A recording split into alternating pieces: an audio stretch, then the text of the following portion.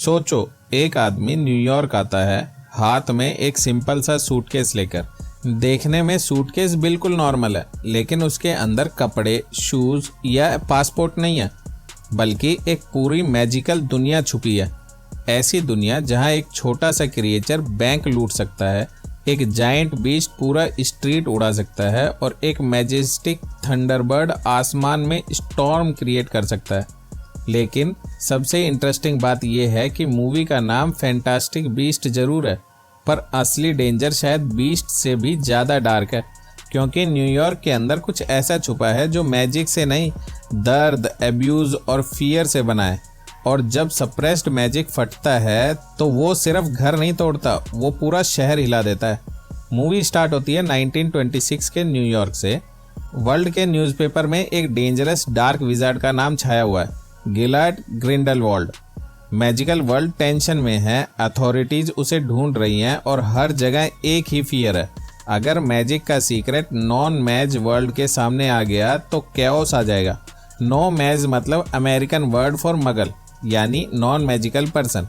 इसी tense atmosphere में एक ब्रिटिश विजार्ड न्यूयॉर्क पहुंचता है, न्यूट स्कैमेंडर। न्यूट कोई नॉर्मल विजार्ड नहीं है, वो एक माजी जूलॉजिस्ट है।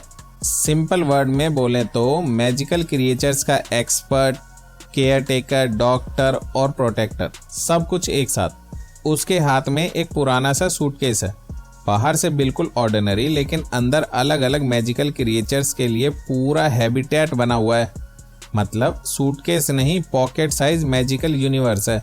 न्यूट न्यूयॉर्क में ज़्यादा देर रुकने नहीं आया, वो अमेरिका एक इम्पोर्टेंट काम के लिए आया है और उसके सूटकेस में एक ऐसा क्रिएचर है जिसका रोल एंड में बहुत इम्पोर्टेंट बनने वाला है। लेकिन जैसे ही वो सिटी में एंटर करता है, एक अजीब टेंशन फैली होती है। न्यूयॉर्क के स्ट्रीट पर एक वुमन स्पीच दे रही होती है, मैरी लाउ बेयरबॉर्न।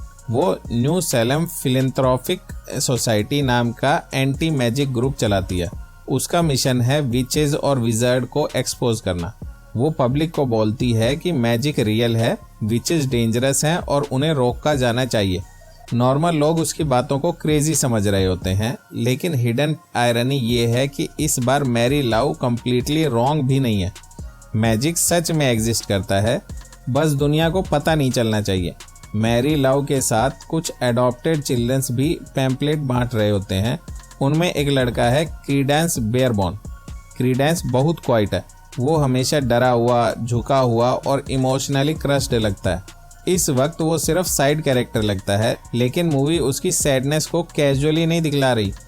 ये एक सीड है जो बाद में पूरी स्टोरी को डार्क बना देगा। इसी बीच न्यूट के सूटकेस के अंदर कुछ हिलने लगता है और फिर भाग निकलता है एक छोटा सा क्रिएचर, निफलर। निफलर देखने में क्यूट है, ऑलमोस्ट हार्मलेस, लेकिन इसकी एक डेंजरस वीकनेस है, इसे शाइनी चीज़ें बहुत पसंद है। गोल्ड, कॉइन, ज्वेलरी, डायमंड, जहाँ चमक दिखी वहाँ निफलर का दिमाग बंद और पॉकेट ओपन। निफलर सीधा बैंक की तरफ भागता है और न्यूट उसके पीछे। बैंक के अंदर एंट्री होती है एक सिंपल आदमी की, जैकब कोवाल्स्की। जैकब एक नो मैज है, वो बैंक लोन लेने आया है क्योंकि उसका ड्रीम है अपनी बेकरी खोलना। उसके सूटकेस में पेस्ट्रीज हैं, रेसिपीज हैं और एक इनोसेंट सा ड्रीम है, लेकिन बैंक उसका लोन रिजेक्ट कर देता है। जैकब ऑलरेडी डिसअपॉइंटेड है और उसे बिल्कुल आइडिया नहीं है कि उसकी लाइफ का सबसे स्ट्रेंज डे अभी स्टार्ट भी नहीं हुआ है। न्यूट बैंक के अंदर निफलर को पकड़ने की कोशिश कर रहा होता है। निफलर वॉल्ट के पास गोल्ड कॉइन चुरा रहा है, ज्वेलरी अपने पाउच में भर रहा है और न्यूट उसके पीछे फुल पैनिक मोड में घूम रहा है। जैकब एक्सीडेंटली इस मैजिकल मैस में फंस जाता है। वो मैजिक देख लेता है। रूल्स के हिसाब से न्यूट को जैकब की मेमोरी इरेज करनी चाहिए, लेकिन न्यूट हेजिटेट करता है। यही न्यूट का कैरेक्टर है, वो रूल्स फॉलो करता है बट ब्लाइंडली नहीं। लिविंग बीइंग्स के लिए उसके अंदर सॉफ्टनेस है। कैओस में न्यूट और जैकब के सूटकेस स्वैप हो जाते हैं। जैकब न्यूट का मैजिकल सूटकेस घर ले जाता है और न्यूट के पास रह जाता है जैकब का पेस्ट्री वाला सूटकेस। बस एक सिंपल सा सूटकेस स्वैप और न्यूयॉर्क की रात खराब होने वाली है। अब एंट्री होती है टीना गोल्डस्टीन की। टीना पहले और थी, यानी मैजिकल लॉ एनफोर्समेंट ऑफिसर। लेकिन अब वो डिमोटेड है। जब वो न्यूट को पब्लिक में सस्पिशियस मैजिकल एक्टिविटी करते देखती है तो उसे लगता है कि शायद ये उसका चांस है अपनी पोजीशन वापस पाने का। टीना न्यूट को अरेस्ट करके ले जाती है माकुसा यानी magical Congress of United states of America. यह अमेरिका की विजार्डिंग गवर्नमेंट है। यहाँ हिडन डिटेल्स ये है कि अमेरिकन मैजिकल वर्ल्ड का सिस्टम काफ़ी स्ट्रिक्ट है। नो मैज से रिलेशनशिप तक अलाउड नहीं है। मैजिक सीक्रेसी यहाँ सिर्फ रूल नहीं है, ऑलमोस्ट ऑब्सेशन है। टीना ऑफिशियल्स के सामने न्यूट का सूटकेस ओपन करवाती है, लेकिन अंदर मैजिकल क्रिएचर नहीं जैकॉब के पेस्ट्रीज निकलते हैं। टीना का केस वहीं टेबल पर कुकी की तरह टूट जाता है। न्यूट फ्री हो जाता है, लेकिन अब उसे पता है कि असली सूटकेस जैकॉब के पास है। उधर जैकॉब घर जाकर सूटकेस ओपन करता है और बस उसका नॉर्मल अपार्टमेंट में मैजिकल डिजास्टर का डोर खुल जाता है। कुछ क्रिएचर सूटकेस से बाहर निकल जाते हैं। जैकॉब शॉक में है। एक क्रिएचर उसे बाइट भी कर लेता है। इमेजिन करो, आदमी बैंक से लोन रिजेक्ट होकर घर आया है, सूटकेस खोला और अंदर से बिजनेस प्लान नहीं मैजिकल जंगल निकल आया। न्यूट और टीना जैकॉब को ट्रैक करके उसके अपार्टमेंट पहुंचते हैं। रूम डैमेज है, जैकॉब इंजर्ड है और न्यूट समझ जाता है कि क्रिएचर सिटी में लूज है। टीना उन दोनों को अपने घर ले जाती है और यहाँ हम मिलते हैं टीना की सिस्टर क्वीनी गोल्डस्टीन से। क्वीनी स्वीट, चार्मिंग और वार्म है, लेकिन उसकी एबिलिटी डेंजरस लेवल की स्पेशल है। वो थॉट्स रीड कर सकती है। जैकॉब क्वीनी को देखते ही ऑकवर्ड हो जाता है और क्वीनी उसके थॉट्स सुन लेती है। सीन फनी है, लेकिन यहीं से जैकॉब और क्वीनी के बीच एक सॉफ्ट कनेक्शन बनने लगता है। प्रॉब्लम ये है कि विजार्ड लॉ के हिसाब से नो मैच और विच के बीच ऐसी क्लोजनेस अलाउड ही नहीं है। मूवी यहाँ एक सबटल इमोशन सेट करती है। मैजिक ब्यूटीफुल है, लेकिन इस वर्ल्ड के रूल कभी कभी केज जैसे फील होते हैं। रात को न्यूट जैकॉब को अपने सूटकेस के अंदर ले जाता है और यहाँ मूवी अपना सबसे ब्यूटीफुल मैजिकल कार्ड टेबल पर रखती है। सूटकेस के अंदर एक पूरा वर्ल्ड है, अलग अलग क्लाइमेट्स, अलग अलग हैबिटेट्स, हर क्रिएचर के लिए सेफ स्पेस। कुछ क्रिएचर क्यूट हैं, कुछ स्ट्रेंज है, कुछ डेंजरस है और कुछ ब्रेथ टेकिंग है। यहाँ हमें समझ आता है कि न्यूट क्रिएचर्स को कलेक्ट नहीं करता, वो उन्हें प्रोटेक्ट करता है। उसके लिए ये बीस्ट ट्रॉफीज नहीं है, ये लिविंग बीइंग्स हैं। यही न्यूट का हीरो ऑरा है। वो लाउड हीरो नहीं है, वो डायलॉग मारकर एंट्री नहीं लेता। न्यूट का पावर है नॉलेज, पेशेंस और एम्पैथी। जहाँ दुनिया क्रिएचर्स को मॉन्स्टर बोलती है, न्यूट पहले उसके नेचर समझता है और ये बात मूवी के एंड तक बहुत इंपॉर्टेंट बनने वाली है। अब मिशन क्लियर है, एस्केप्ड क्रिएचर्स को रिकैप्चर करना बिफोर न्यूयॉर्क को मैजिक का पता चले। सबसे पहले न्यूट और जैकॉब निफलर को ट्रैक करते हैं। निफलर एक ज्वेलरी स्टोर में घुस चुका होता है। रिंग्स, डायमंड्स, नेकलेस सब कुछ अपने पाउच में भर रहा होता है। छोटा क्रिएचर है, लेकिन स्टोरेज स्पेस मैजिकल वेयरहाउस जैसा है। न्यूट उसे पकड़ने की कोशिश करता है और जैकॉब पैनिक में हेल्प करता है और स्टोर में फुल कैओस हो जाता है। फाइनली न्यूट निफलर को कैप्चर कर लेता है। यहाँ एक हिडन डिटेल समझने लायक है। निफलर विलन नहीं है, वो बस अपने नेचर को फॉलो कर रहा है। न्यूट इसलिए उसे पनिश नहीं करता, वो उसे हैंडल करता है। पैरेलल स्टोरी में डार्क ट्रैक चल रहा है। पर्सिवल ग्रेव्स, जो मुकासा का एक पावरफुल ऑफिसर है, सीक्रेटली क्रीडेंस से मिल रहा है। ग्रेव क्रीडेंस को सिंपैथी और होप देता है। वो उसे कहता है कि अगर क्रीडेंस एक मैजिकल चाइल्ड को ढूंढने में हेल्प करेगा तो वो उसे फ्रीडम और मैजिक देगा। क्रीडेंस के लिए यह बहुत बड़ा प्रॉमिस है, क्योंकि घर पर मैरी लव उसके साथ क्रूल बिहेवियर करती है। वो उसे पनिश करती है, कंट्रोल करती है, उसका कॉन्फिडेंस क्रश करती है। क्रीडेंस की बॉडी लैंग्वेज ही बता देती है कि वो अंदर से टूट चुका है। और जब एक ब्रोकन पर्सन को कोई पावरफुल आदमी होप देता है तो वो होप भी ट्रैप बन सकती है। यही ग्रेव्स कर रहा है। वो क्रीडेंस को समझ नहीं रहा, वो यूज कर रहा है। अब मूवी का टोन और इंटेंस हो जाता है। एक पॉलिटिकल इवेंट में senator Henry Shaw junior speech दे रहा होता है। सडनली एक इनविजिबल डिस्ट्रक्टिव फोर्स अटैक करती है। सब लोग कंफ्यूज हो जाते हैं क्योंकि कोई क्रिएचर क्लियर दिखता नहीं है, लेकिन डिस्ट्रक्शन रियल है। स्टेज हिलती है, लोग पैनिक करते हैं और सेनेटर की डेथ हो जाती है। इस अटैक के बाद मुकासा पैनिक में आ जाती है क्योंकि नो मैच वर्ल्ड के सामने कुछ सुपरनैचुरल हुआ है। और ब्लेम जाता है न्यूट के क्रिएचर्स पर। यहाँ मूवी ऑडियंस को स्मार्टली कंफ्यूज करती है। टाइटल क्रिएचर्स वाला है, न्यूट के बीस्ट लूज हैं, सिटी में डिस्ट्रक्शन हो रहा है, तो नेचुरली लगता है कि कल्प्रिट कोई एस्केप्ड बीस्ट होगा, लेकिन अटैक का पैटर्न कुछ और ही कह रहा है। न्यूट और जैकोब एक और क्रिएचर को ट्रैक करते हैं, इरुम्फेंट। ये giant rhino like magical beast है। इसके हॉर्न में एक्सप्लोजिव फ्लूइड होता है। अगर गलत जगह हिट हो जाए तो पूरा एरिया ब्लास्ट हो सकता है। न्यूट उसे काम करने के लिए एक वियर्ड मेटिंग डांस करता है। जैकोब साइड में खड़ा होता है और उसका फेस क्लियरली बोल रहा होता है, मैं तो बस बेकरी खोलना चाहता था। सीन फनी है लेकिन डेंजरस भी।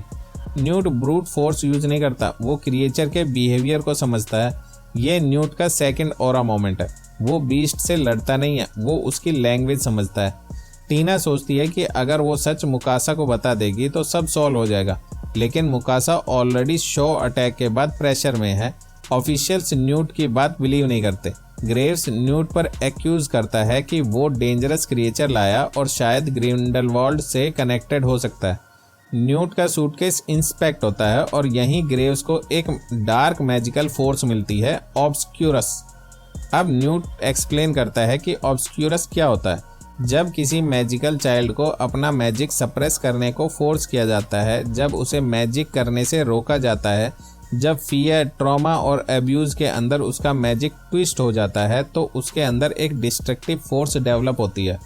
इस फोर्स को कहते हैं ऑब्सक्यूरस, और जिसके अंदर ये होता है उसे ऑब्सक्यूरियल कहते हैं। नॉर्मली ऐसे चिल्ड्रंस ज़्यादा सर्वाइव नहीं करते।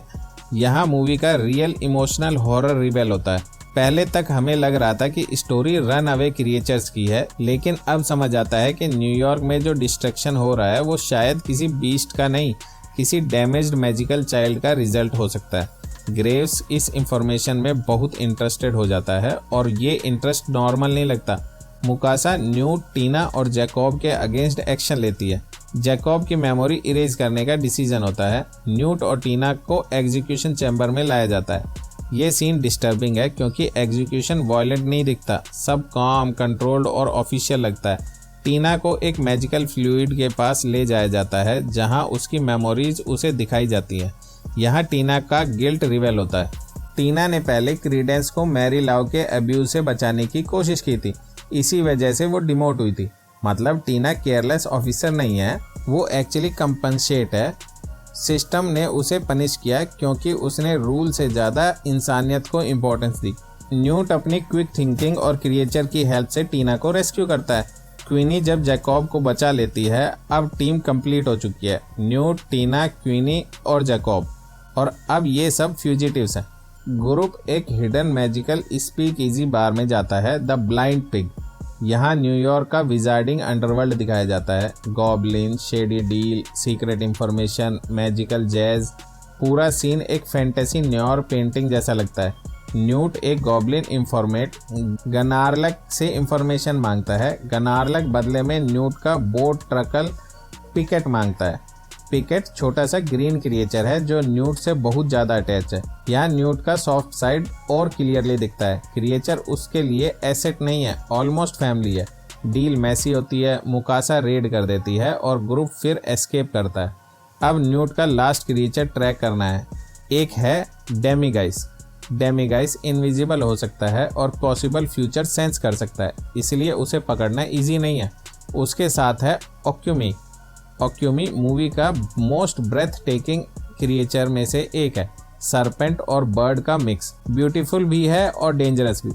इसका स्पेशल ट्रेट है कि स्पेस के हिसाब से साइज चेंज करता है।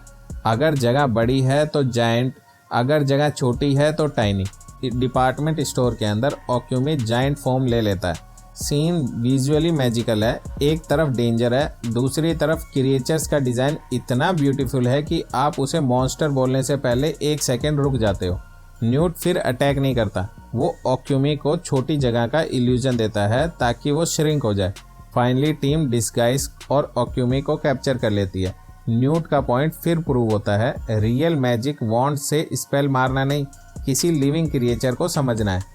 अब मूवी अपने डार्केस्ट पार्ट में एंटर करती है। मैरी लाव के घर में एक वॉन्ड मिलती है जो मोडेस्टी के पास होती है, क्रीडेंस की यंगर एडॉप्टेड सिस्टर। मैरी लाउ को लगता है क्रीडेंस मैजिक यूज कर रहा है, वो उसे पनिश करने जाती है, लेकिन तभी सप्रेस्ड रेज एक्सप्लोड होता है। एक डिस्ट्रक्टिव फोर्स घर में अटैक करती है। मैरी लाउ वहीं मारी जाती है, चैसिटी भी मारी जाती है। अब ग्रेव्स को लगता है मॉडेस्टी ही वो मैजिकल चाइल्ड है जिसे वो ढूंढ रहा है। वो क्रीडेंस को यूजलेस समझकर रिजेक्ट कर देता है और यही ग्रेव की सबसे बड़ी मिस्टेक होती है।